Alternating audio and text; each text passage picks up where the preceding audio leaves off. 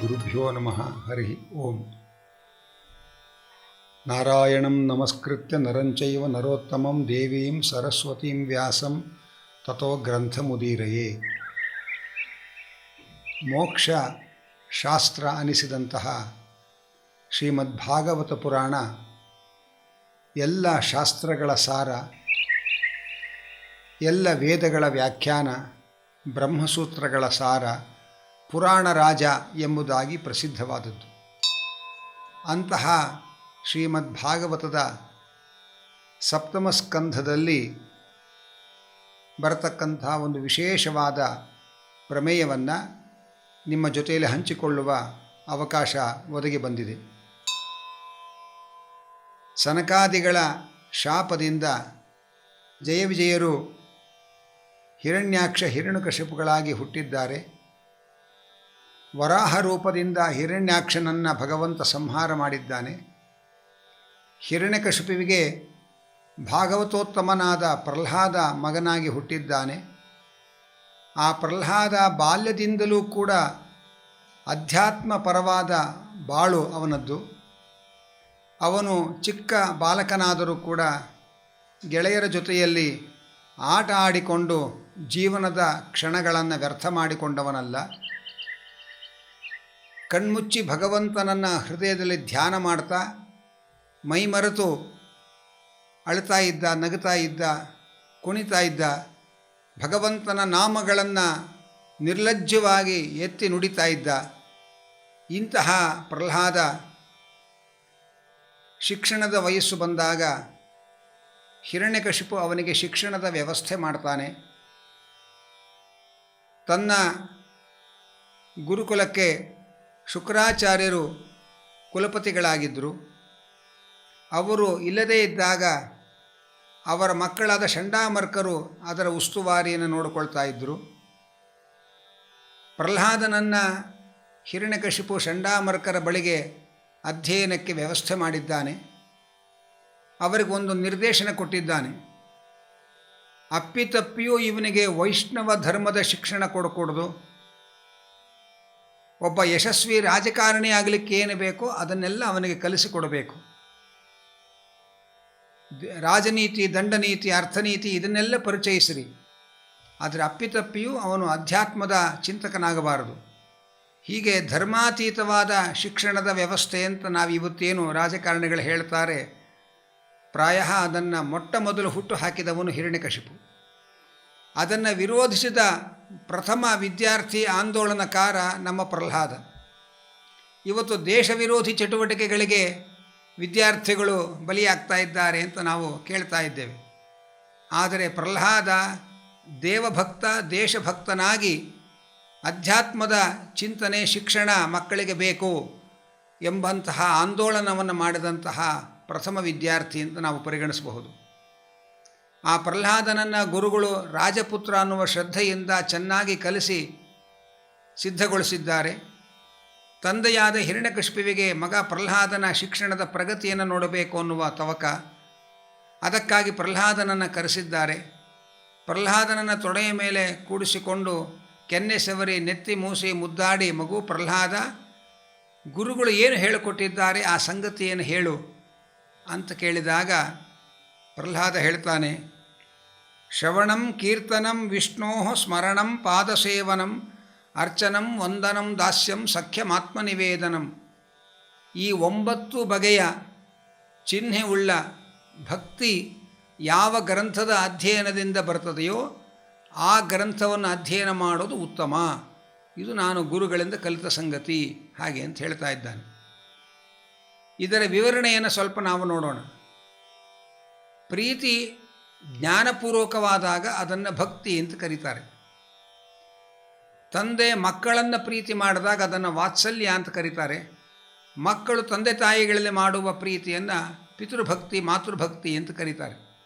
ಹೀಗೆ ನಮಗಿಂತ ದೊಡ್ಡವರಲ್ಲಿ ಅವರಲ್ಲಿರುವ ದೊಡ್ಡಸ್ತಿಕೆಯನ್ನು ತಿಳಿದುಕೊಂಡು ಮಾಡುವ ಸ್ನೇಹ ಪ್ರವಾಹ ಅದನ್ನು ಭಕ್ತಿ ಅಂತ ಕರೀತಾರೆ. ಈ ಭಕ್ತಿ ಯಾರಿಗೆ ಎಷ್ಟಿದೆ ಅಂತ ನಮಗೆ ಕಣ್ಣಲ್ಲಿ ಗುರುತಿಸ್ಲಿಕ್ಕಾಗಲ್ಲ. ಯಾಕೆಂದರೆ ಪ್ರೀತಿ ಅನ್ನೋದು ಅಂತರಂಗದ ವಸ್ತು. ಆದರೆ ಆ ಭಕ್ತಿಯ ಪರಿಣಾಮಗಳನ್ನು ಅವರ ವ್ಯವಹಾರದಲ್ಲಿ ನಾವು ಕಾಣಬಹುದು. ಅದನ್ನೇ 9 ಚಿಹ್ನೆಯಾಗಿ ಗುರುತಿಸಿ ಪ್ರಹ್ಲಾದ ಹೇಳ್ತಾ ಇದ್ದಾನೆ. ಮೊಟ್ಟ ಮೊದಲು ಶ್ರವಣ, ಭಗವಂತನ ಮಹಿಮೆ ಶ್ರವಣ ಮಾಡಬೇಕು ಅನ್ನುವ ಆಸಕ್ತಿ ಬಂದಿದೆ ಅಂತಂದರೆ ಅವನ ಹೃದಯದಲ್ಲಿ ಭಗವಂತನಲ್ಲಿ ಭಕ್ತಿ ಇದೆ ಅಂತ ಅರ್ಥ. ಭಕ್ತಿ ಇಲ್ಲದವರಿಗೆ ಭಗವಂತನ ಕಥಾಶ್ರವಣದ ಆಸಕ್ತಿ ಹುಟ್ಟಲಿಕ್ಕೆ ಸಾಧ್ಯ ಇಲ್ಲ. ಆ ಶ್ರವಣ ಮೊಟ್ಟ ಮೊದಲ ಭಕ್ತಿಯ ಚಿಹ್ನೆ. ಅಷ್ಟೇ ಅಲ್ಲ, ಭಗವಂತನ ಸಾಕ್ಷಾತ್ಕಾರಕ್ಕೆ ಮೊಟ್ಟ ಮೊದಲ ಸಾಧನ ಅದು. ಹೇಳುವ ಜ್ಞಾನಿಗಳು ಬಂದಾಗ ನಾವು ಅವರಿಂದ ಭಗವತ್ ತತ್ವದ ಉಪದೇಶವನ್ನು ಪಡೆಯಬೇಕು. ಶ್ರವಣ ಅಂತ ಅಂದಾಗ ನಮಗೆ ಇದೇನು ಬಹಳ ಸುಲಭವಾದ ಸಾಧನ, ಇದಕ್ಕೇನು ಅಷ್ಟು ಮಹತ್ವ, ಬೇಕಾದಷ್ಟು ಕಡೆ ಬೇಕಾದಷ್ಟು ಪಾಠ ಪ್ರವಚನಗಳಾಗ್ತಾ ಇರುತ್ತೆ, ಹೋದರೆ ಶ್ರವಣ ಆಗತ್ತೆ, ಅದೇನು ದೊಡ್ಡ ಸಾಧನೆ ಅಂತ ಹಗುರವಾಗಿ ಭಾವಿಸುವಂತಿಲ್ಲ. ಕಾಟಕೋಪನಿಷತ್ತಿನಲ್ಲಿ ಯಮದೇವರೊಂದು ಮಾತು ಹೇಳ್ತಾರೆ, ಶ್ರವಣಾಯಾಪಿ ಬಹುಭಿರ್ಯೋ ನಲಭ್ಯ.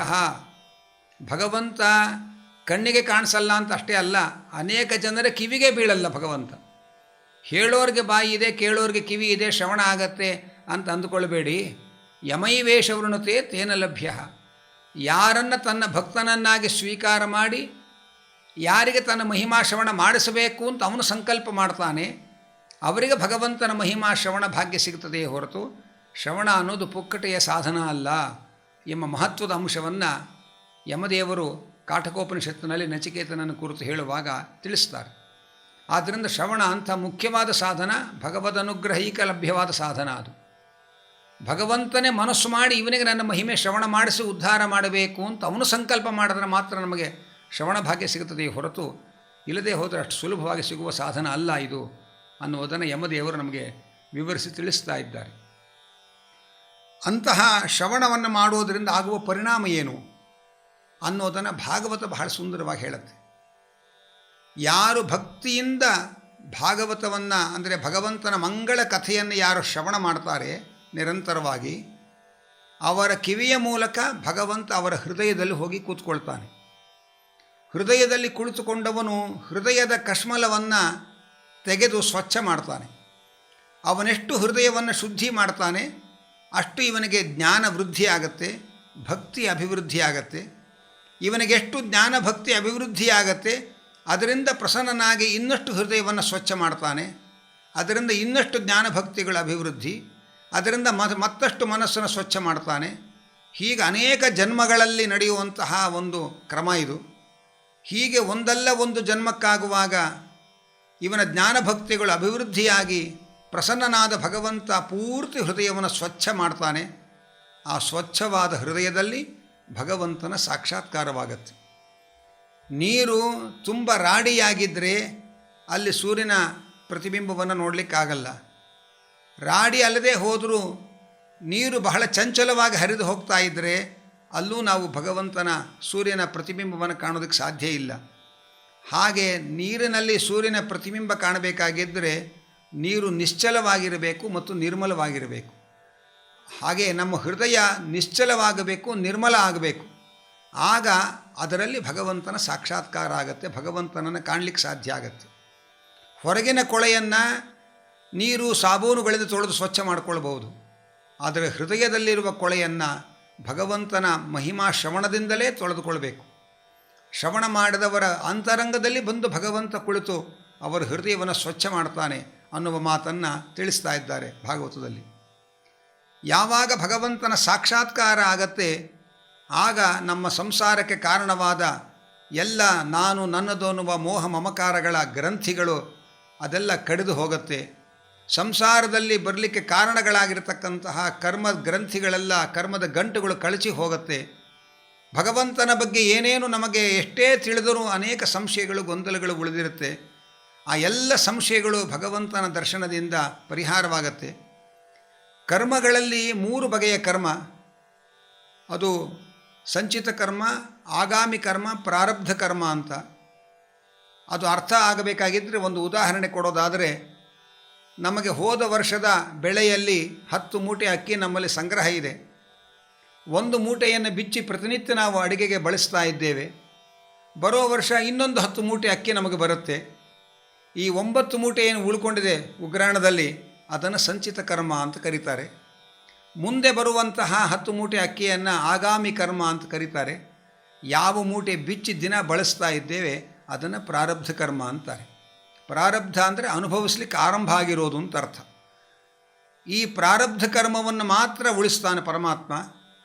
ಪರಮಾತ್ಮನ ಸಾಕ್ಷಾತ್ಕಾರದಿಂದ 9 ಮೂಟೆ ಸುಟ್ಟು ಭಸ್ಮ ಆಗತ್ತೆ, ಅದನ್ನು ತಿನ್ನಬೇಕಾದ ಅವಶ್ಯಕತೆ ಇಲ್ಲ. ಬರೋ ವರ್ಷ ಬರುವ 10 ಮೂಟೆ ನಮ್ಮ ಲೆಕ್ಕಕ್ಕೆ ಜಮಾ ಆಗಲ್ಲ, ಬಿಚ್ಚಿದ ಮೂಟೆಯನ್ನು ಮಾತ್ರ ತಿಂದೇ ಖಾಲಿ ಮಾಡಬೇಕು. ಇದು ಭಾಗವತ ನಮಗೆ ಹೇಳ್ತಕ್ಕಂತಹ ಶಾಸ್ತ್ರಗಳು ನಿರೂಪಣೆ ಮಾಡತಕ್ಕಂತಹ ಕ್ರಮ. ಹಾಗಾದರೆ ಭಗವಂತನ ದರ್ಶನಕ್ಕೆ ಸಂಚಿತ ಆಗಾಮಿ ಕರ್ಮಗಳನ್ನು ನಾಶ ಮಾಡುವ ಶಕ್ತಿ ಇದೆ, ಪ್ರಾರಬ್ಧ ಕರ್ಮವನ್ನು ನಾಶ ಮಾಡುವ ಶಕ್ತಿ ಇಲ್ವಾ ಅಂತ ಕೇಳಿದರೆ, ಉದ್ದೇಶಪೂರ್ವಕವಾಗಿ ಪ್ರಾರಬ್ಧ ಕರ್ಮವನ್ನು ಭಗವಂತ ಉಳಿಸ್ತಾನೆ. ಯಾಕೆಂದರೆ ಭಗವಂತನ ದರ್ಶನ ಆಗುವವರೆಗೆ 50% ಸಾಧನೆ ಆಯಿತು ಅಂತ ಅರ್ಥ. ಭಗವಂತನನ್ನು ಕಂಡ ಮೇಲೆ ಇನ್ನಷ್ಟು ಭಕ್ತಿಯಿಂದ ಮುಂದಿನ ಸಾಧನೆ ನಡೀಬೇಕು. ಆ ಸಾಧನೆಗಳನ್ನು ಮಾಡಬೇಕಾಗಿದ್ದರೆ ಸಾಧನ ಶರೀರ ಬೇಕು, ಸಾಧನ ಶರೀರ ಬೇಕಾಗಿದ್ದರೆ ಕರ್ಮ ಇರಬೇಕು. ಹೀಗೆ ಪ್ರಾರಬ್ಧ ಕರ್ಮವನ್ನು ಉಳಿಸಿ ಅದರಿಂದ ಅಪರೋಕ್ಷ ಜ್ಞಾನದ ನಂತರದಲ್ಲೂ ಅನೇಕ ಜನ್ಮಗಳನ್ನು ಕೊಡ್ತಾನೆ. ಅಲ್ಲಿ ಇನ್ನಷ್ಟು ಸಾಧನೆಗಳನ್ನು ಮಾಡಿಕೊಳ್ಳಿಕ್ಕೆ ಅವಕಾಶ ಕೊಡ್ತಾನೆ. ನಮ್ಮ ಮೋಕ್ಷವನ್ನು ನಾವು ಪಡೆಯಬೇಕಾಗಿದ್ದರೆ ಎಷ್ಟು ಸಾಧನೆ ಆಗಬೇಕೋ ಅಷ್ಟು ಸಾಧನೆಗಳನ್ನು ಮಾಡಲಿಕ್ಕೆ ಬೇಕಾದ ಶರೀರಗಳನ್ನೆಲ್ಲ ಒದಗಿಸಿಕೊಟ್ಟು ಅವಕಾಶಗಳನ್ನು ಒದಗಿಸಿಕೊಡ್ತಾನೆ. ಅದರಿಂದ ಮುಂದೆ ಮುಕ್ತಿಯನ್ನು ಸೇರಲಿಕ್ಕೆ ಅನುಕೂಲ ಆಗತ್ತೆ. ಜೊತೆಯಲ್ಲಿ ಭಗವಂತನನ್ನು ಕಂಡು ಕೂಡಲೇ ಅವರಿಗೆ ಮೋಕ್ಷ ಆಗಿಬಿಟ್ರೆ ಉಳಿದವರಿಗೆ ಭಗವಂತನನ್ನು ತಿಳಿಸೋರು ಯಾರು? ಯಾರು ತಿಳಿಸ್ತಾರೆ ಅವರು ಭಗವಂತನನ್ನು ಕಂಡಿಲ್ಲ, ಯಾರು ಕಂಡಿದ್ದಾರೆ ಅವರು ದೇಶವನ್ನೇ ಬಿಟ್ಟು ಹೊರಟೋಗಿದ್ದಾರೆ. ಹಾಗಾಗಿ ಭಗವಂತನನ್ನು ಅರಿಯದೇ ಇದ್ದವರಿಗೆ ಭಗವಂತನನ್ನು ಕಂಡವರು ಉಪದೇಶ ಮಾಡಬೇಕು ಅನ್ನುವ ಕರುಣೆಯಿಂದಲೂ ಭಗವಂತ ಪ್ರಾರಬ್ಧ ಕರ್ಮವನ್ನು ಉಳಿಸ್ತಾನೆ. ಇದೆಲ್ಲ ಆಗಬೇಕಾಗಿದ್ದರೆ ಮೊಟ್ಟ ಮೊದಲನೇ ಸಾಧನೆ ಶ್ರವಣ. ಶ್ರವಣದಿಂದಲೇ ಭಗವಂತ ನಮ್ಮ ಹೃದಯದಲ್ಲಿ ಬಂದು ಕೂತುಕೊಂಡು ಈ ಒಂದು ಪ್ರೋಸೆಸ್ ಇದೆಯಲ್ಲ ಇದನ್ನೆಲ್ಲ ಅವನು ನಿರ್ವಹಣೆ ಮಾಡ್ತಾ ಹೋಗ್ತಾನೆ. ಅಂತಹ ಶ್ರವಣ ಇದೆ ಅಂತಾದರೆ, ಅವನಿಗೆ ಭಗವಂತನ ಕಥಾಶ್ರವಣದ ಆಸಕ್ತಿ ಇದೆ ಅಂತಾದರೆ ಅವನು ಭಗವಂತನಲ್ಲಿ ಭಕ್ತನಾಗಿದ್ದಾನೆ ಅಂತ ಅರ್ಥ. ಆ ಭಗವಂತನ ಕಥೆ ಕೇಳಬೇಕು ಅನ್ನೋ ಅಭಿರುಚಿ ಹುಟ್ಟೋದು ಹೇಗೆ? ಅದಕ್ಕೆ ಭಾಗವತವೇ ಹೇಳುತ್ತೆ, ಯಾರು ಮಹಾತ್ಮರ ಸೇವೆ ಮಾಡ್ತಾರೆ, ಯಾರು ತೀರ್ಥಕ್ಷೇತ್ರ ಯಾತ್ರೆಗಳನ್ನು ಮಾಡ್ತಾರೆ, ಅದರಿಂದ ಅವರ ಪ್ರಾರಬ್ಧ ಪಾಪಗಳು ಕಳೆದು ಭಗವಂತನ ಕಥೆ ಕೇಳಬೇಕು ಅನ್ನುವ ಆಸಕ್ತಿ ಹುಟ್ಟುತ್ತೆ. ಆ ಭಗವಂತನ ಕಥಾಶ್ರವಣದ ಆಸಕ್ತಿ ಹುಟ್ಟಬೇಕಾಗಿದ್ದರೆ ಮಹಾತ್ಮರಾದ ಭಗವದ್ಭಕ್ತರ ಸೇವೆ ಮಾಡಬೇಕು ಮತ್ತು ತೀರ್ಥಕ್ಷೇತ್ರ ಯಾತ್ರೆ ಮಾಡಿಕೊಳ್ಬೇಕು. ಅದರಿಂದೆಲ್ಲ ನಮ್ಮ ಪ್ರಾರಬ್ಧ ಕರ್ಮಕ್ಕನುಗುಣವಾದ ಏನು ಪಾಪಗಳು, ಪ್ರತಿಬಂಧಕವಾದ ಪಾಪಗಳಿರುತ್ತೆ, ಆ ಪಾಪಗಳ ಪರದೆಗಳೆಲ್ಲ ಜಾರಬೇಕು. ಆಗ ನಮಗೆ ಭಗವಂತನ ಮಹಿಮಾ ಶ್ರವಣದಲ್ಲಿ ಆಸಕ್ತಿ ಹುಟ್ಟುತ್ತೆ. ಅದರಿಂದ ಮುಂದಿನ ಎಲ್ಲ ಸಾಧನೆಗಳಾಗತ್ತೆ. ಆತ್ಮಾವಾರೇ ದ್ರಷ್ಟವ್ಯ ಶ್ರೋತವ್ಯ ಮಂತವ್ಯ ನಿಧಿಧ್ಯಾಸಿತವ್ಯ ಅಂತ ವೇದ ಮಂತ್ರ. ಭಗವಂತನ ದರ್ಶನ ಆಗಬೇಕೋ ಮೊದಲು ಅವನ ಬಗ್ಗೆ ಶ್ರವಣ ಮಾಡಿರಿ. ಶ್ರವಣ ಮಾಡಿದಾಗ ಬ್ರಹ್ಮಜ್ಞಾನ ಪ್ರಾಪ್ತಿಯಾಗತ್ತೆ. ಬ್ರಹ್ಮ ಅಂತ ಒಬ್ಬ ಇದ್ದಾನೆ, ಹೇಗಿದ್ದಾನೆ ಎಲ್ಲ ಗೊತ್ತಾಗತ್ತೆ. ಆಮೇಲೆ ನಾನಾ ತರಹದ ಸಂಶಯಗಳು, ಗೊಂದಲಗಳು ಶುರುವಾಗತ್ತೆ. ನಾವು ಶ್ರವಣ ಮಾಡುವ ಮುಂಚೆ ನಮಗೇನೂ ಸಂಶಯ ಇರಲ್ಲ, ಒಂದೇ ಸಂಶಯ, ಶ್ರವಣ ಮಾಡಬೇಕೋ ಬಿಡಬೇಕು, ಇಷ್ಟೇ. ಶ್ರವಣ ಮಾಡಿದ ಮೇಲೆ ನೂರಾರು ಸಂಶಯಗಳು ಹುಟ್ಟುಕೊಳ್ಳುತ್ತೆ. ಆ ನೂರಾರು ಸಂಶಯಗಳು ಬಗೆಹರಿಯಬೇಕಾಗಿದ್ದರೆ ಮನನ ಮಾಡಬೇಕು. ಆ ಮನನದಿಂದ ವಿಪರೀತ ಜ್ಞಾನ, ಸಂದೇಹಗಳು, ಎಲ್ಲ ಗೊಂದಲಗಳು ಪರಿಹಾರವಾಗತ್ತೆ. ತತ್ವ ನಿಶ್ಚಯ ಆಗತ್ತೆ. ತತ್ವ ನಿಶ್ಚಯ ಆದ ಮೇಲೆ ನಾವು ಧ್ಯಾನಕ್ಕೆ ತೊಡಗಲಿಕ್ಕೆ ಅನುಕೂಲ ಆಗತ್ತೆ. ದೇವರು ಹೇಗಿದ್ದಾನೆ ಅಂತ ಗೊಂದಲ ಇದ್ದಾಗ, ದೇವರು ಇದ್ದಾನೋ ಇಲ್ಲೋ ಅಂತಲೇ ಗೊಂದಲ ಇದ್ದಾಗ ದೇವರನ್ನು ಧ್ಯಾನ ಮಾಡಲಿಕ್ಕೆ ಆಗಲ್ಲ. ಅದರಿಂದ ಧ್ಯಾನಂ ನಿಶ್ಚಿತ ತತ್ವಸ್ಯ, ತತ್ವನಿಶ್ಚಯ ಆದವನು ಧ್ಯಾನ ಮಾಡಲಿಕ್ಕೆ ಅನುಕೂಲ ಆಗತ್ತೆ. ಧ್ಯಾನ ಮಾಡಿ ಅದು ಪಕ್ವತೆಯನ್ನು ಪಡೆದು ಸಮಾಧಿ ಸ್ಥಿತಿಯನ್ನು ತಲುಪಿದ ಮೇಲೆ ಭಗವಂತ ಅನುಗ್ರಹ ಮಾಡಿ ತನ್ನ ದರ್ಶನವನ್ನು ತಾನೇ ಕೊಡಬೇಕು. ಅವನ ದರ್ಶನವನ್ನು ಅವನೇ ಕೊಡಬೇಕು. ಅವನು ಅವ್ಯಕ್ತ ಸ್ವರೂಪತಃ, ಅವನು ಯಾರಿಗೂ ಕಾಣದೇ ಇರೋ ವಸ್ತು. ಯಾರಿಗೆ ಕಾಣಿಸಿಕೊಳ್ಳಬೇಕು ಅಂತ ಅವನು ಸಂಕಲ್ಪ ಮಾಡ್ತಾನೆ, ಅವರಿಗೆ ತಾನು ತನ್ನನ್ನು ಕಾಣಿಸಿಕೊಳ್ತಾನೆ. ಆದ್ದರಿಂದ ನಮ್ಮ ಪ್ರಾಕೃತ ಕಣ್ಣಿಗೆ ಅವನ ಅಪ್ರಾಕೃತವಾದ ರೂಪ ದರ್ಶನ ಆಗೋ ಯೋಗ್ಯತೆ ಇಲ್ಲ. ಅವನು ದಿವ್ಯ ದೃಷ್ಟಿಯನ್ನು ಕೊಟ್ಟು ತನ್ನ ಅಪ್ರಾಕೃತ ರೂಪದ ದರ್ಶನವನ್ನು ಮಾಡಿಸಬೇಕು ಅವನು. ಹೀಗೆ ಭಗವಂತನ ಸಾಕ್ಷಾತ್ಕಾರಕ್ಕೆ ಮೊದಲ ಸಾಧನ ಶ್ರವಣ. ಆ ಶ್ರವಣವನ್ನು ಮಾಡಿದರೆ ನಾವು ಭಗವಂತನ ಜ್ಞಾನ ಸಂಪಾದನೆ ಮಾಡ್ತೇವೆ, ಮನನಕ್ಕೆ ಮುಂದುವರಿಯಲಿಕ್ಕೆ ಅನುಕೂಲ ಆಗತ್ತೆ. ಅದರಿಂದ ಧ್ಯಾನ, ಅದರಿಂದ ಸಾಕ್ಷಾತ್ಕಾರದವರೆಗೆ ನಾವು ಸಾಗಲಿಕ್ಕೆ ಅನುಕೂಲ ಆಗತ್ತೆ.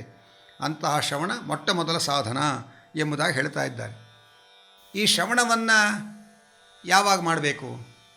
ಅದಕ್ಕೆ ತಲವಕಾರ ಉಪನಿಷತ್ತಲ್ಲಿ ಒಂದು ಮಾತು ಹೇಳ್ತಾರೆ, ಇಹಚೇದವೇದೀತ್ ಅಥ ಸತ್ಯಮಸ್ತಿ ನಚೇದಿಹಾವೇದೀನ್ ಮಹತಿ ವಿನಷ್ಟಿ. ನಮಗೆ ತತ್ವಜ್ಞಾನವನ್ನು ಸಂಪಾದನೆ ಮಾಡಲಿಕ್ಕೆ ಯೋಗ್ಯವಾದ ಶರೀರ ಅವಕಾಶಗಳು ಒದಗಿ ಬಂದಾಗ, ತತ್ವಜ್ಞಾನಿಯಾದ ಗುರುಗಳು ನಮಗೆ ದೊರಕಿದಾಗ ನಾವು ತತ್ವಜ್ಞಾನವನ್ನು ಸಂಪಾದನೆ ಮಾಡಿಕೊಂಡ್ರೆ, ಶಾಸ್ತ್ರ ಶ್ರವಣ ಮಾಡಿಕೊಂಡ್ರೆ ಆಗ ನಮಗೆ ಅಥ ಸತ್ಯಮಸ್ತಿ, ಪರಮ ಮಂಗಳವಾಗತ್ತೆ. ನಚೇದಿಹಾವೇದೀತು, ತತ್ವಜ್ಞಾನ ಸಂಪಾದನೆ ಮಾಡಲಿಕ್ಕೆ ಯೋಗ್ಯವಾದ ಜನ್ಮ ದೇವರು ಕೊಟ್ಟಾಗಲೂ, ತತ್ವಜ್ಞಾನಿಗಳಾದ ಗುರುಗಳು ನಮಗೆ ದೊರಕಿದಾಗಲೂ ನಾವು ತತ್ವಜ್ಞಾನವನ್ನು ಸಂಪಾದನೆ ಮಾಡದೇ ಹೋದರೆ ಮಹತಿ ವಿನಷ್ಟಿ, ದೊಡ್ಡ ಹಾನಿಯಾಗತ್ತೆ ಅಂತ ಹೇಳ್ತಾ ಇದ್ದಾರೆ. ದೊಡ್ಡ ಹಾನಿ ಎಂದರೇನು? ದೊಡ್ಡ ಹಾನಿ ಅಂತಂದರೆ ಅದನ್ನು ವಾಮನ ಪಂಡಿತರು ಈ ಭಾಷ್ಯಕ್ಕೆ ವ್ಯಾಖ್ಯಾನ ಮಾಡುವಾಗ ವಿವರಿಸ್ತಾರೆ. ಶ್ರವಣವನ್ನು ಮಾಡ್ತಾ ಇಲ್ಲ, ತತ್ವಜ್ಞಾನದ ಸಾಧನ ಶರೀರ ದೊರೆತಾಗಲೂ, ತತ್ವಜ್ಞಾನಿ ದೊರಕಿದಾಗಲೂ ಶಾಸ್ತ್ರ ಶ್ರವಣ ಮಾಡ್ತಾ ಇಲ್ಲ ಅಂದರೆ ಅದರ ಕಾರಣಗಳೇನು ಅಂತ ವಿಮರ್ಶೆ ಮಾಡ್ತಾರೆ. ಅವ್ರು ಹೇಳ್ತಾರೆ, ಪರತತ್ವದ್ವೇಷೇಣ ನ ಅವೇದಿ ಚೇತ್ ನಿತ್ಯ ನಿರಯ ಪ್ರಾಪ್ತಿ. ತತ್ವಜ್ಞಾನಿಗಳಾದ ಗುರುಗಳು ಸಿಕ್ಕಿದ್ದರೂ ಕೂಡ, ತತ್ವಜ್ಞಾನ ಸಂಪಾದನೆಗೆ ಯೋಗ್ಯವಾದ ಜನ್ಮ ಬಂದಾಗಲೂ ಕೂಡ ಪರತತ್ವದ ಮೇಲೆ ದ್ವೇಷದಿಂದ ನಾವು ಜ್ಞಾನ ಸಂಪಾದನೆ ಮಾಡಲಿಕ್ಕೆ ಹೋಗದೆ ಹೋದರೆ ನಿತ್ಯ ನರಕ ಪ್ರಾಪ್ತಿಯಾಗತ್ತೆ. ಭಗವಂತನ ಮೇಲಿನ ದ್ವೇಷದಿಂದ ಅವನ ಜ್ಞಾನ ಸಂಪಾದನೆ ಮಾಡಿಕೊಳ್ಳುವ ಪ್ರಯತ್ನವೇ ನಾವು ಮಾಡಲಿಲ್ಲ ಅಂತಾದರೆ ಆಗ ನಮಗೆ ನಿತ್ಯ ನರಕ ಪ್ರಾಪ್ತಿಯಾಗತ್ತೆ. ಇನ್ನು ಔದಾಸೀನ್ಯೇನ ಚೇತ್ ನಿತ್ಯ ಸಂಸಾರೋ ನಿಯತಃ. ಭಗವಂತನ ಮೇಲೆ ದ್ವೇಷವೂ ಇಲ್ಲ, ಭಕ್ತಿಯೂ ಇಲ್ಲ, ಉದಾಸೀನ. ಆ ಉದಾಸೀನತೆಯಿಂದ ನಾವು ದೇವರ ಮಹಿಮೆಯನ್ನು ತಿಳ್ಕೊಳ್ಳದೆ ಹೋದರೆ ಅವನು ನಿತ್ಯ ಸಂಸಾರವನ್ನು ಅನುಭವಿಸ್ತಾನೆ, ಹುಟ್ಟುತ್ತಾನೆ, ಸಾಯ್ತಾನೆ, ಇಷ್ಟೇ. ಇನ್ನೇನು ಅದರಿಂದ ಆಚೆಗೆ ಎಲ್ಲೂ ಹೋಗಲ್ಲ. ಅವನು ಸ್ವರ್ಗ ನರಕ ಭೂಮಿಗಳಲ್ಲೇ ತಿರುಗ್ತಾ ಇರ್ತಾನೆ. ಇನ್ನು ಯಥಾಶಕ್ತಿ ಪ್ರವೃತ್ತಿ ರಾಹಿತ್ಯೇನ ಚೇತ್ ಭಕ್ತಾನ ಮುಕ್ತಿ ವಿಳಂಬ. ಭಗವಂತನಲ್ಲಿ ಗೌರವ ಇದೆ, ಶ್ರದ್ಧೆ ಇದೆ, ಭಕ್ತನಾಗಿದ್ದಾನೆ. ಆದರೂ ತನಗೇನು ಶಕ್ತಿ ಇದೆ, ಎಷ್ಟು ಶಕ್ತಿ ಇದೆ ಅಷ್ಟನ್ನು ಬಳಸಿಕೊಂಡು ಅವನು ತತ್ವಜ್ಞಾನ ಗಳಿಸದೆ ಹೋದರೆ ಅವನಿಗೆ ಮೋಕ್ಷ ಸಿಗೋದು ವಿಳಂಬ ಆಗತ್ತೆ. ಹೀಗೆ 3 ತರಹದ ವರ್ಗದ ಜೀವರಾಶಿಗಳಿಗೆ ಆಗುವ ಹಾನಿಗಳೇನು ಅನ್ನುವುದನ್ನು ಹೇಳ್ತಾ ಇದ್ದಾರೆ. ಪರತತ್ವದ ಮೇಲೆ ದ್ವೇಷದಿಂದ ನಾವು ಪರತತ್ವಜ್ಞಾನವನ್ನು ಸಂಪಾದನೆ ಮಾಡಲಿಕ್ಕೆ ತೊಡಗದೆ ಹೋದರೆ ನಿತ್ಯ ನರಕಕ್ಕೆ ಹೋಗ್ತೇವೆ. ಉದಾಸೀನತೆಯಿಂದ ಭಕ್ತಿಯೂ ಇಲ್ಲ, ದ್ವೇಷವೂ ಇಲ್ಲ, ಉದಾಸೀನತೆಯಿಂದ ನಾವು ದೇವರ ಬಗ್ಗೆ ನಾವು ಉದಾಸೀನ ಹಾಗಿದ್ದುಕೊಂಡು ನಾವು ಅವನ ತತ್ವಜ್ಞಾನವನ್ನು ಸಂಪಾದನೆ ಮಾಡದೆ ಹೋದರೆ ನಿತ್ಯ ಸಂಸಾರಿಗಳು ಅಂತ ಅನಿಸ್ಕೊಳ್ತೇವೆ. ನಮಗೆ ಭಕ್ತಿ ಇದೆ, ಆದರೆ ಪ್ರವೃತ್ತಿ ನಮಗೆ ದೇವರು ಎಷ್ಟು ಶಕ್ತಿ ಕೊಟ್ಟಿದ್ದಾನೆ ಅಷ್ಟು ಶಕ್ತಿಯನ್ನು ಬಳಸಿಕೊಂಡು ನಾವು ಪ್ರಯತ್ನ ಮಾಡ್ತಾ ಇಲ್ಲ ತತ್ವಜ್ಞಾನಕ್ಕೆ ಅಂತಾದರೆ ಆಗ ಮೋಕ್ಷ ವಿಳಂಬವಾಗತ್ತೆ. ಇದೆಲ್ಲವೂ ಮಹಾಹಾನಿ. ಆದ್ದರಿಂದ ತತ್ವಜ್ಞಾನ ಸಂಪಾದನೆ ಮಾಡಲಿಕ್ಕೆ ಯೋಗ್ಯವಾದ ಜನ್ಮ ದೇವರು ಕೊಟ್ಟಾಗ, ತತ್ವಜ್ಞಾನಿಯಾದ ಗುರುಗಳನ್ನು ನಮಗೆ ಒದಗಿಸಿದಾಗ ಅವಶ್ಯವಾಗಿ ಅವರಿಂದ ಶ್ರವಣ ಮಾಡಿ ಭಗವತ್ ತತ್ವವನ್ನು ತಿಳ್ಕೊಳ್ಬೇಕು ಎಂಬ ಎಚ್ಚರಿಕೆಯ ಮಾತನ್ನು ತಲವಕಾರ ಉಪನಿಷತ್ತು ನಮಗೆ ತಿಳಿಸಿಕೊಡ್ತಾ ಇದೆ. ಇನ್ನು ಆ ಶ್ರವಣವನ್ನು ಮಾಡೋದರಿಂದ ಭಗವಂತ ಮೋಕ್ಷವನ್ನೇ ಕೊಡ್ತಾನೆ. ದೇವತೆಗಳು ಕೂಡ ಇವತ್ತಿಗೂ ಶ್ರವಣ ಮಾಡ್ತಾ ಇದ್ದಾರೆ. ದೇವತೆಗಳು ದೊಡ್ಡ ಜ್ಞಾನಿಗಳು. ಅಂಥ ದೇವತೆಗಳು ಕೂಡ ಇನ್ನೂ ಶ್ರವಣ ಮಾಡ್ತಾ ಇದ್ದಾರೆ, ಇನ್ನೂ ಅಧ್ಯಯನ ಮಾಡ್ತಾ ಇದ್ದಾರೆ ಅಂತ ಶಾಸ್ತ್ರದಲ್ಲಿ ತಿಳಿಸ್ತಾ ಇದ್ದಾರೆ.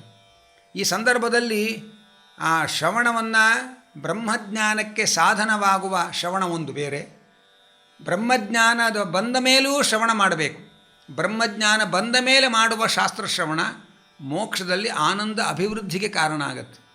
ಮೋಕ್ಷದವರೆಗೆ ಭಗವಂತನ ಸಾಕ್ಷಾತ್ಕಾರಕ್ಕೆ ಮುಂಚೆ ಮಾಡುವಂತಹ ಶಾಸ್ತ್ರಶ್ರವಣ ಇದೆಯಲ್ಲ, ಅದು ಭಗವಂತನ ಸಾಕ್ಷಾತ್ಕಾರಕ್ಕೋಸ್ಕರ ಮಾಡತಕ್ಕಂಥದ್ದು. ಭಗವಂತನ ಸಾಕ್ಷಾತ್ಕಾರ ಆದ ಮೇಲೂ ಕೂಡ ಶಾಸ್ತ್ರಶ್ರವಣವನ್ನು ಮಾಡಬೇಕು, ಅದು ಮೋಕ್ಷದಲ್ಲಿ ಆನಂದ ವೃದ್ಧಿಗೆ ಕಾರಣವಾಗತ್ತೆ ಎಂಬ ಅಂಶವನ್ನು ಶಾಸ್ತ್ರಗಳು ತಿಳಿಸ್ತಾ ಇದ್ದಾರೆ. ಯಾರಿಂದ ಶ್ರವಣ ಮಾಡಬೇಕು ಅನ್ನೋದು ಮುಂದಿನ ಸಂಗತಿ.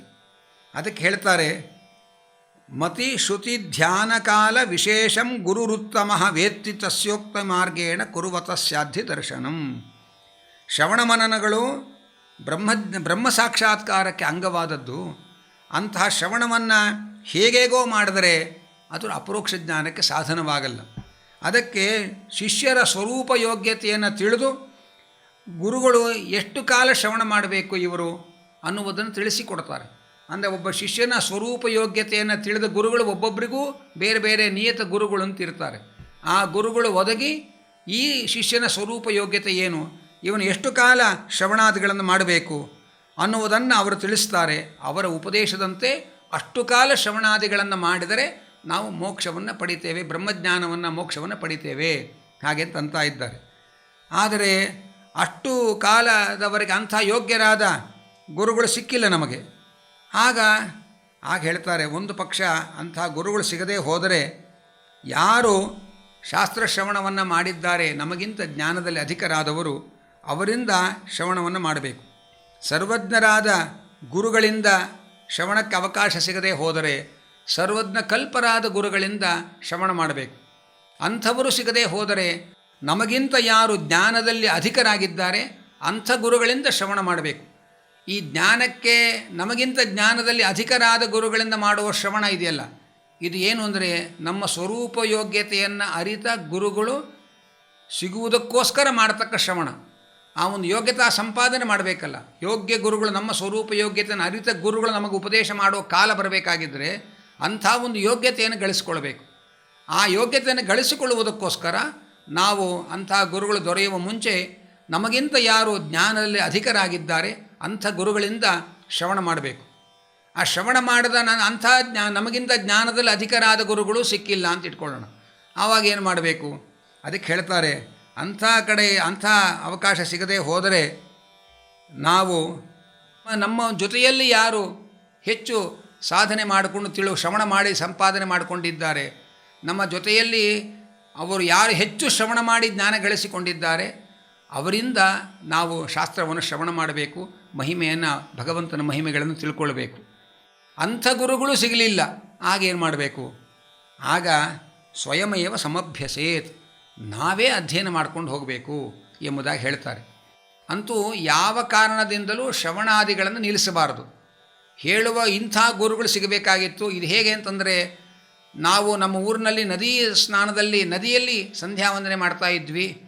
ಬೆಂಗಳೂರು ಬಂದ ಮೇಲೆ ಕೆಲವು ಕಡೆ ಬಾವಿಯಲ್ಲಿ ಸಂಧ್ಯಾವನೆ ಮಾಡ್ತಾ ಇದ್ವಿ. ಈಗ ಬಾವಿ ನೀರು ಸಿಗಲಿಲ್ಲ ಅಂಥೇಳಿ ಸಂಧ್ಯಾವನೆ ಬಿಟ್ಬಿಟ್ಟಿದ್ದೇವೆ ಅಂತಂದರೆ ಹೇಗೆ ಅಪರಾಧ ಆಗುತ್ತೋ, ಮೂರ್ಖತನ ಆಗುತ್ತೋ. ಹಾಗೆ ನಮ್ಗೆ ಅಂಥ ಗುರುಗಳು ಸಿಗಬೇಕಾಗಿತ್ತು, ಸಿಕ್ಕಿಲ್ಲ. ಆದ್ದರಿಂದ ನಾವು ಈ ಸದ್ಯಕ್ಕೆ ಶಾಸ್ತ್ರ ಶ್ರವಣವನ್ನು ಮಾಡ್ತಾ ಇಲ್ಲ ಅಂತ ಹೀಗೆ ತೀರ್ಮಾನ ಮಾಡಬಾರ್ದು. ನಮಗೆ ಯೋಗ್ಯರಾದ ಗುರುಗಳು ಅಂದರೆ ನಮ್ಮ ಸ್ವರೂಪೋದ್ಧಾರಕ ಗುರುಗಳು. ಸ್ವರೂಪೋದ್ಧಾರಕ ಗುರುಗಳು ಅನ್ನೋ ಶಬ್ದವನ್ನು ಎಲ್ಲರಿಗೂ ಬಳಸೋ ಶಬ್ದ ಅಲ್ಲ. ನಮ್ಮ ಸ್ವರೂಪದ ಯೋಗ್ಯತೆಯನ್ನು ಅರಿತ ಗುರುಗಳು ನಮಗೆ ಸಿಗುತ್ತಾರೆ, ಅವರನ್ನು ಸ್ವರೂಪೋದ್ಧಾರಕ ಗುರುಗಳು ಅಂತ ಕರೆಯೋದು. ಅವರು ಸಿಗೋ ತನಕ ಬೇರೆ ಯಾರು ನಮಗಿಂತ ಹೆಚ್ಚು ಜ್ಞಾನಿಗಳಿದ್ದಾರೆ ಅವರಿಂದ ಶ್ರವಣ ಮಾಡಬೇಕು. ಅಂಥ ನಮಗಿಂತ ಹೆಚ್ಚು ಜ್ಞಾನವನ್ನು ಪಡೆದವರು ಸಿಗದೇ ಹೋದರೆ ನಮಗಿಂತ ಹೆಚ್ಚು ಶ್ರವಣ ಮಾಡಿ ಯಾರು ಜ್ಞಾನ ಸಂಪಾದನೆ ಮಾಡಿಕೊಂಡಿದ್ದಾರೆ ಅವರಿಂದ ನಾವು ಜ್ಞಾನ ಸಂಪಾದನೆ ಮಾಡಬೇಕು. ಆದರೆ ಒಂದು ಗಮನ ಇರಬೇಕು, ನಾವು ಯಾರಿಂದ ಶ್ರವಣ ಮಾಡ್ತೇವೆ ಆ ಶ್ರವಣ ಸುಮ್ಮನೆ ಏನೋ ಕಿವಿ ಮೇಲೆ ಹಾಕ್ಕೊಳ್ಳೋದು ಅಲ್ಲ, ಆದರಪೂರ್ವಕವಾಗಿ ಶ್ರವಣ ಮಾಡಬೇಕು. ಆ ಭಕ್ತಿ ಗೌರವ ಆದರಪೂರ್ವಕವಾಗಿ ನಮ್ಮ ಶ್ರವಣ ಸಾಧನೆ ನಡೀಬೇಕಾಗಿದ್ದರೆ ನಮಗೆ ಉಪದೇಶ ಮಾಡೋ ಗುರುಗಳು ವಿಷ್ಣು ಭಕ್ತರಾಗಿರಬೇಕು. ಈ ಎಚ್ಚರಿಕೆ ಇರಬೇಕು ಅಂತಾರೆ. ವಿಷ್ಣು ಭಕ್ತರಾದ ಗುರುಗಳಿಂದ ನಾವು ಶ್ರವಣ ಮಾಡಿದ್ರೆ ನಮಗೂ ಶ್ರವಣದಲ್ಲಿ ಭಕ್ತಿ ಹುಟ್ಟುತ್ತೆ. ಭಕ್ತಿ ಇಲ್ಲದೆ ಮಾಡಿದ ಶ್ರವಣ ಅದರಿಂದ ಏನೂ ಪ್ರಯೋಜನ ಆಗಲ್ಲ. ಆದ್ದರಿಂದ ಅನೇಕ ವಿಷ್ಣು ಭಕ್ತರಿಂದ ನಾವು ಜ್ಞಾನ ಸಂಪಾದನೆ ಮಾಡಬೇಕು, ಶ್ರವಣ ಮಾಡಬೇಕು ಎಂಬ ಮಾತನ್ನು ತಿಳಿಸ್ತಾ ಇದ್ದಾರೆ. ಮತ್ತೊಂದು ಬಹಳ ಮಹತ್ವದ ಅಂಶವನ್ನು ಹೇಳ್ತಾರೆ. ಯಾವ ಕಾರಣಕ್ಕೂ ಜ್ಞಾನ ಸಂಪಾದನೆಯ ಮಾರ್ಗಗಳನ್ನು ಅವಲಂಬಿಸದೆ, ಏನೂ ಜ್ಞಾನವನ್ನೇ ಗಳಿಸದೆ ಸುಮ್ಮನೆ ಇರಬಾರ್ದು. ಶ್ರವಣಾದಿ ವಿನಾ ನೈವ ಕ್ಷಣಂ ತಿಷ್ಠೇದಪಿ ಕ್ವಚಿತು. ಒಂದು ಕ್ಷಣವೂ ಕೂಡ ಶ್ರವಣಾದಿ ಸಾಧನ ಇಲ್ಲದೆ, ಭಗವಂತನ ಜ್ಞಾನ ಸಂಪಾದನೆ ಇಲ್ಲದೆ ಜೀವನದಲ್ಲಿ ವ್ಯರ್ಥವಾಗಿ ಕಳೀಬಾರ್ದು. ಎಲ್ಲಿ ತನಕ ಅಂದರೆ ಅತ್ಯಶಕ್ಯೇತು ನಿದ್ರಾದವು ಪುನರೇವ ಸಮಾರಭೇತ್. ಇನ್ನು ಕಣ್ಣು ಬಿಡಲಿಕ್ಕೆ ಆಗ್ತಾಯಿಲ್ಲ, ನಮಗೆ ನಿದ್ರೆ ಬರ್ತಾ ಇದೆ ಅಂತಂದರೆ ಆಗ ಸ್ವಲ್ಪ ಕಾಲ ಪುಸ್ತಕ ಮುಚ್ಚಿಟ್ಟು ವಿಶ್ರಾಂತಿ ತಗೊಳ್ಬೇಕು. ಎಚ್ಚರಿಕೆ ಆಯಿತು ಅಂದರೆ ಮತ್ತೆ ಪುಸ್ತಕ ಹಿಡಿಬೇಕು. ಇಷ್ಟು ಶ್ರವಣಾದಿಗಳ ಮಹತ್ವವನ್ನು ಆಚಾರ್ಯರು ಅನುವ್ಯಾಖ್ಯಾನಾದಿ ಗ್ರಂಥಗಳಲ್ಲಿ ನಮಗೆ ನಿರೂಪಣೆ ಮಾಡ್ತಾ ಇದ್ದಾರೆ. ಆಗ ಇನ್ನೊಂದು ಎಚ್ಚರಿಕೆ ಇರಬೇಕು ಅಂತಾರೆ. ಏನು ಅಂದರೆ ಅದನ್ನು ಯಮದೇವರು ಉಪನಿಷತ್ತಿನಲ್ಲಿ ಹೇಳ್ತಾರೆ, ಇಲ್ಲೂ ಆಚಾರ್ಯರು ತಿಳಿಸ್ತಾ ಇದ್ದಾರೆ. ಸಚ್ಚಾಸ್ತ್ರಗಳನ್ನೇ ಅಧ್ಯಯನ ಮಾಡಬೇಕು, ಯಾವತ್ತೂ ದುಷ್ಟಶಾಸ್ತ್ರಗಳನ್ನು ಅಧ್ಯಯನ ಮಾಡಬಾರ್ದು ಎಂಬ ಇನ್ನೊಂದು ತಿಳುವಳಿಕೆ ಹೇಳುವ. ವಿಷ್ಣು ಭಕ್ತರಿಂದಲೇ ಶ್ರವಣ ಮಾಡಬೇಕು ಅನ್ನೋದು ಒಂದು, ಸಚ್ಚಾಸ್ತ್ರಗಳನ್ನೇ ಶ್ರವಣ ಮಾಡಬೇಕು ಹೊರತು ದುಷ್ಟಶಾಸ್ತ್ರಗಳನ್ನು ಶ್ರವಣ ಮಾಡಬಾರ್ದು. ಸಚ್ಚಾಸ್ತ್ರವನ್ನು ಶ್ರವಣ ಮಾಡಿದರೆ ಹೇಗೆ ಜ್ಞಾನ ಸಂಪಾದನೆ ಭಗವದ್ ಅನುಗ್ರಹ ಆಗತ್ತೆ, ದುಷ್ಟಶಾಸ್ತ್ರಗಳನ್ನು ಅಧ್ಯಯನ ಶ್ರವಣಗಳನ್ನು ಮಾಡಿದರೆ ಅದರಿಂದ ಅನರ್ಥವೂ ಆಗತ್ತೆ. ಆದ್ದರಿಂದ ಆ ದುಷ್ಟಶಾಸ್ತ್ರಗಳನ್ನು ಅಧ್ಯಯನ ಮಾಡಬಾರ್ದು. ಅದಕ್ಕೆ ಯಮದೇವರು ಹೇಳ್ತಾರೆ, ಯಾರಿಂದ ಅಧ್ಯಯನ ಮಾಡಬೇಕು? ಅವರಂತಾರೆ, ಅಜ್ಞಾನಿಗಳಿಂದ ನೀನು ಶ್ರವಣ ಮಾಡಿದರೆ ನಿನಗೆ ಯಾವ ಜ್ಞಾನವೂ ಬರೋದಿಲ್ಲ. ಆದ್ದರಿಂದ ಅಜ್ಞಾನಿಗಳಿಂದ ಶ್ರವಣ ಮಾಡೋಕ್ಕೆ ಹೋಗಬೇಡ. ಮತ್ತು ಯಾರು ವಿಪರೀತ ಜ್ಞಾನಿಗಳಿದ್ದಾರೆ ಅವರಿಂದಲೂ ಶ್ರವಣ ಮಾಡಬಾರದು. ಹೇಗೆ ಅಂತಂದರೆ, ಅರ್ಥ ಆಗೋ ಹಾಗೆ ಹೇಳೋದಾದರೆ, ಸಾಸಿವೆ ಯಾವುದು ರಾಗಿ ಯಾವುದು ಅಂತ ಗೊತ್ತಿಲ್ಲದಿದ್ದವ್ರನ್ನ ಅಡುಗೆಗೆ ಬಿಟ್ಟರೆ ಏನು ಅನಾಹುತ ಆಗತ್ತೆ. ರಾಗಿ ಸಾಸಿವೆಗಳ ಭೇದ ಜ್ಞಾನ ಇದ್ದವರನ್ನು ಅಡುಗೆ ಮನೆಗೆ ಬಿಟ್ಟರೆ ಸರಿಯಾದ ಅಡುಗೆ ಮಾಡಬಹುದು. ಅವರು ಆ ಪದಾರ್ಥಗಳ ಜ್ಞಾನ ಇಲ್ಲ, ಪದಾರ್ಥಗಳ ಭೇದ ಜ್ಞಾನ ಇಲ್ಲ ಅಂತಾದರೆ ಅವರಿಂದ ಮಾಡುವ ಪಾಕ ಹೇಗೆ ಹಾಳಾಗಿ ಹೋಗುತ್ತೆ. ಹಾಗೆ ಜೀವ ಪರಮಾತ್ಮರ ಭೇದವನ್ನು ತಿಳ್ಕೊಂಡಂಥ ಗುರುಗಳು ಯಾರಿದ್ದಾರೆ ಅವರಿಂದ ಜ್ಞಾನ ಸಂಪಾದನೆ ಮಾಡಬೇಕೇ ಹೊರತು ದೇವರನ್ನು ನಾನೇ ದೇವರು ಅಂತ ಹೇಳಿದರೆ ಅಂಥವರಿಂದ ಜ್ಞಾನ ಸಂಪಾದನೆ ಮಾಡಿದರೆ ಅನರ್ಥವಾಗತ್ತೆ ಅನ್ನುವ ಮಾತನ್ನು ಯಮದೇವರು ಕಾಠಿಕೋಪನಿಷತ್ತಿನಲ್ಲಿ ಹೇಳ್ತಕ್ಕಂಥ ಮಹತ್ವದ ಅಂಶವನ್ನು ನಾವು ಗಮನಿಸಬೇಕು. ಹೀಗೆ ವಿಷ್ಣು ಭಕ್ತರಾದ ಗುರುಗಳಿಂದ ಸಚ್ಚಾಸ್ತ್ರವನ್ನು ನಿರಂತರವಾಗಿ ಶ್ರವಣ ಮಾಡಬೇಕು. ಶ್ರವಣಾದಿಗಳಿಲ್ಲದೆ ನಮ್ಮ ಜೀವನದ ಒಂದು ಕ್ಷಣವೂ ವ್ಯರ್ಥ ಆಗಬಾರದು. ಹೇಳಿಕೊಡುವ ಗುರುಗಳೇ ನಮಗೆ ಸಿಕ್ಕಿಲ್ಲ, ನಮಗಿಂತ ಜ್ಞಾನದಲ್ಲಿ ಅಧಿಕರಾದವರು ಸಿಕ್ಕಿಲ್ಲ, ಹೆಚ್ಚು ಶ್ರವಣ ಮಾಡಿಕೊಂಡು ಆದಂಥವ ಒಡನಾಟಗಳು ನಮಗೆ ಸಿಕ್ಕಿಲ್ಲ. ಆಗ ಏನು ಮಾಡಬೇಕು? ಆಗ ಸ್ವಯಮೇವ ಸಮಭ್ಯಸತ, ನೀವೇ ಅಭ್ಯಾಸ ಮಾಡಿಕೊಳ್ಳಿ ಪುಸ್ತಕ ಹಿಡಿದು. ಆದರೆ ಒಂದು ಎಚ್ಚರಿಕೆ ಹೇಳ್ತಾರೆ, ಏನಂತಂದರೆ ಸತ್ಸಿದ್ಧಾಂತ ಅಂತ ಒಂದು ಚೌಕಟ್ಟು ಹಾಕಿಕೊಟ್ಟಿದ್ದಾರೆ. ಸತ್ಸಿದ್ಧಾಂತಕ್ಕೆ ವಿರೋಧ ಬಾರದಂತೆ ಶಾಸ್ತ್ರಗಳನ್ನು ಅರ್ಥ ಮಾಡ್ಕೊಂಡು ಹೋಗ್ರಿ. ಅಷ್ಟೇ ಅಲ್ಲ, ನೀವೇ ಅಧ್ಯಯನ ಮಾಡಿಕೊಂಡು ಬ್ರೂಯಾದಪಿ ಚ ಶಿಷ್ಯೇಭ್ಯ ಸತ್ಸಿದ್ಧಾಂತ ಮಹಾಪಯನ್, ನೀವೇ ಪುಸ್ತಕ ಹಿಡಿದು ಅಧ್ಯಯನ ಮಾಡಿರಿ, 4 ಜನ ಶಿಷ್ಯರಿಗೆ ನೀವೇ ಪಾಠ ಹೇಳ್ರಿ, ಪರವಾಗಿಲ್ಲ ಹಾಗೆ ಅಂತ ಇದ್ದಾರೆ. ನಮಗೆ ಯಾವ ಗುರುಗಳು ನಮಗೆ ಬಳಿಯಲ್ಲಿ ಸಿಕ್ಕಿಲ್ಲ ಅಂತಾದರೆ ನಾವೇ ಶಾಸ್ತ್ರ ಗ್ರಂಥವನ್ನು ಅಧ್ಯಯನ ಮಾಡಬೇಕು. ನಾವೇನು ಅಧ್ಯಯನ ಮಾಡಿ ಗಳಿಸ್ಕೋತೀವಿ ಜ್ಞಾನ, ಅಷ್ಟು ಮಟ್ಟಿಗೆ ಅಧ್ಯಯನದ ಜ್ಞಾನವನ್ನು 4 ಜನ ಶಿಷ್ಯರಿಗೂ ಅದನ್ನು ಉಪದೇಶ ಮಾಡಿ ಅವರಿಗೂ ಜ್ಞಾನ ಸಂಪಾದನೆ ಮಾಡುವ ಹಾಗೆ ವ್ಯವಸ್ಥೆ ಮಾಡಬೇಕು. ಆದರೆ ಒಂದು ಎಚ್ಚರಿಕೆ ಅಂದರೆ ಸತ್ಸಿದ್ಧಾಂತವನ್ನು ಬಿಡಬಾರ್ದು. ಸತ್ಸಿದ್ಧಾಂತ ಅಂದರೆ ಏನು ಅನ್ನುವುದನ್ನು ವಿವರಣೆ ಕೊಡ್ತಾ ಇದ್ದಾರೆ. ಸತ್ಸಿದ್ಧಾಂತ ಅಂತಂದರೆ ಪರಸಿದ್ಧಾಂತ ಅಪರಸಿದ್ಧಾಂತ ಹಾಗೆ ಅಂತ 2 ಭಾಗ ಇದೆ. ಪರಸಿದ್ಧಾಂತ ಯಾವುದು ಅಂದರೆ ಅಶೇಷ ಗುಣಪೂರ್ಣತ್ವಂ ಸರ್ವದೋಷ ಸಮುಜ್ಜಿತಿ ವಿಷ್ಣೋರನ್ಯಚ್ಚ ತತ್ತಂತ್ರಂ ಇತಿ ಸಮ್ಯಕ್ ವಿನಿರ್ಣಯ. ಭಗವಂತ ಅನಂತ ಗುಣ ಪರಿಪೂರ್ಣನಾಗಿದ್ದಾನೆ, ಭಗವಂತ ಸಕಲ ದೋಷ ದೂರನಾಗಿದ್ದಾನೆ. ಭಗವಂತನ ಹೊರತು ಉಳಿದದ್ದು ಏನಿದೆ ಅದೆಲ್ಲವೂ ಭಗವಂತನ ಅಧೀನ. ಇದು ಪರಸಿದ್ಧಾಂತ. ನಾವು ಯಾವುದೇ ಶಾಸ್ತ್ರವನ್ನು ಓದಿದರೂ ಕೂಡ ಭಗವಂತನ ಗುಣಪರಿಪೂರ್ಣತೆಗೆ ಧಕ್ಕೆ ಬರೋ ಹಾಗೆ ತಿಳ್ಕೋಬಾರ್ದು, ಭಗವಂತನ ನಿರ್ದೋಷತ್ವಕ್ಕೆ ಧಕ್ಕೆ ಬರೋ ಹಾಗೆ ಅದನ್ನು ಅರ್ಥ ಮಾಡ್ಕೋಬಾರ್ದು. ನಾವು ಸ್ವಂತ ಅಧ್ಯಯನವನ್ನು ಮಾಡಿದಾಗ ಭಗವಂತನ ಗುಣಪರಿಪೂರ್ಣತೆ, ಅವನ ನಿರ್ದೋಷತ್ವ, ಸರ್ವವೂ ಅವನ ಅಧೀನ, ಈ ಮೂಲ ಪರಸಿದ್ಧಾಂತ ಇದೆಯಲ್ಲ, ಇದಕ್ಕೆ ವಿರೋಧ ಬಾರದಂತೆ ಶಾಸ್ತ್ರವನ್ನು ಅರ್ಥೈಸಿಕೊಳ್ಳುವುದನ್ನು ನಾವು ಕಲ್ತ್ಕೊಳ್ಬೇಕು ಹಾಗೆ ಅಂತ ಇದ್ದಾರೆ.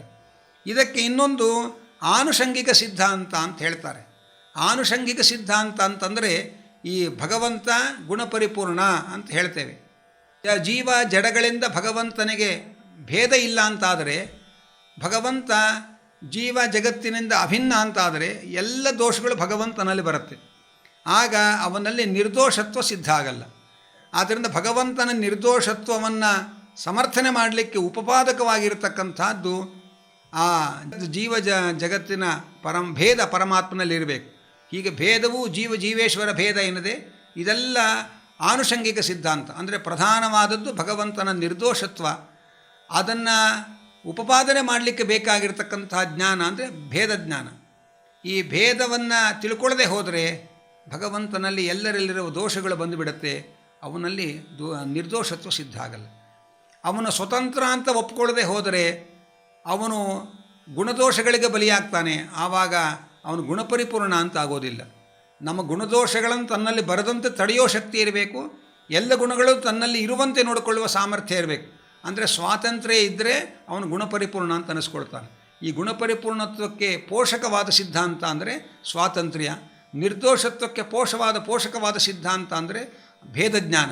ಹೀಗೆ ಪರಸಿದ್ಧಾಂತ, ಅದಕ್ಕೆ ಆನುಷಂಗಿಕವಾದ ಸಿದ್ಧಾಂತ, ಮತ್ತೊಂದು ಅಪರಸಿದ್ಧಾಂತ ಅಂತ ಹೇಳ್ತಾರೆ. ಅಪರಸಿದ್ಧಾಂತ ಅಂತಂದರೆ ರಮಾದೇವಿ, ಬ್ರಹ್ಮವಾಹಿಗಳು, ಸರಸ್ವತಿ ಭಾರತೀಯರು, ಗರುಡಶೇಷ ರುದ್ರಾದಿಗಳು, ಅವರ ಪತ್ನಿಯರು, ಇವರಲ್ಲಿರ್ತಕ್ಕಂತಹ ತಾರತಮ್ಯ, ಇವರಲ್ಲಿ ದೋಷ ಇರತಕ್ಕಂತಹ ದೋಷಗಳು, ಇವರಲ್ಲಿ ರಮಾದೇವಿಯಲ್ಲಿಯೂ ಕೂಡ ಪಾರತಂತ್ರ್ಯ ಅನ್ನೋ ದೋಷ ಇದೆ.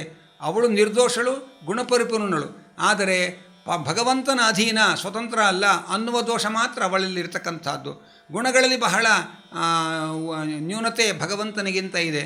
ಇತರ ಜೀವರಾಶಿಗಳಲ್ಲಿರತಕ್ಕ ಗುಣದೋಷಗಳು, ಅದಕ್ಕೆ ಅನುಗುಣವಾದ ತಾರತಮ್ಯಗಳು, ಈ ತಾರತಮ್ಯದ ಜ್ಞಾನವನ್ನು ಸಂಪಾದನೆ ಮಾಡಿಕೊಳ್ಬೇಕು. ಇದಿಷ್ಟು ಅಪರ ಸಿದ್ಧಾಂತ ಅಂತ ಅನಿಸ್ಕೊಳ್ಳುತ್ತೆ. ಒಟ್ಟು ಈ ಸತ್ಸಿದ್ಧಾಂತದ ಚೌಕಟ್ಟಿಗೆ ವಿರೋಧ ಬಾರದಂತೆ ನಾವು ಆ ಶಾಸ್ತ್ರವನ್ನು ಅಭ್ಯಾಸ ಮಾಡಬೇಕು ಎಂಬ ಅಂಶವನ್ನು ಹೇಳ್ತಾರೆ. ಇದೆಲ್ಲ ಶ್ರವಣ ಅನ್ನುವ ಸಾಧನದಲ್ಲಿ ಅಡಕವಾಗಿದೆ.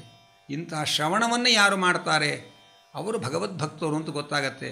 ಯಾವ ಗ್ರಂಥವನ್ನು ಅಧ್ಯಯನ ಮಾಡಿದಾಗ ಭಕ್ತಿ ಬಂದು ಶ್ರವಣ ಮಾಡಬೇಕು ಎಂದು ತೊಡಗುತ್ತಾರೆ, ಅಂಥ ಗ್ರಂಥದ ಅಧ್ಯಯನವೇ ಉತ್ತಮವಾದ ಸಂಗತಿ ಎಂಬುದಾಗಿ ಪ್ರಹ್ಲಾದ ಹಿರಣ್ಯಕಶಿಪುವಿನ ಮುಂದೆ ಪ್ರತಿಪಾದನೆ ಮಾಡ್ತಾ ಇದ್ದಾನೆ.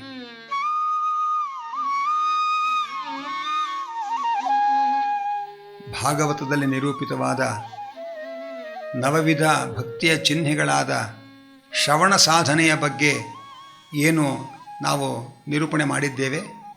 ಈ ಭಾಗದ ಪ್ರಾಯೋಜಕರು ಶ್ರೀಮಾನ್ ಕಿಶನ್ ರಾವ್ ಕುಲಕರ್ಣಿಯವರು. ಅವರಿಂದ ಇಂತಹ ಅನೇಕ ಜ್ಞಾನದ ಸಾಧನಗಳು ಇನ್ನಷ್ಟು ಹರಿವಾಯುಗುರುಗಳು ಮಾಡಿಸಲಿ ಅಂತ ಅವರಿಗೂ ಶ್ರೇಯಸ್ಸನ್ನು ಕೋರ್ತಾ ಹರಿವಾಯುಗುರುಗಳು ಅನುಗ್ರಹ ಆಗಲಿ, ಅವರಿಗೆ ಅನುಗ್ರಹ ಮಾಡಲಿ ಅಂತ ಪ್ರಾರ್ಥನೆ ಮಾಡ್ತೇವೆ.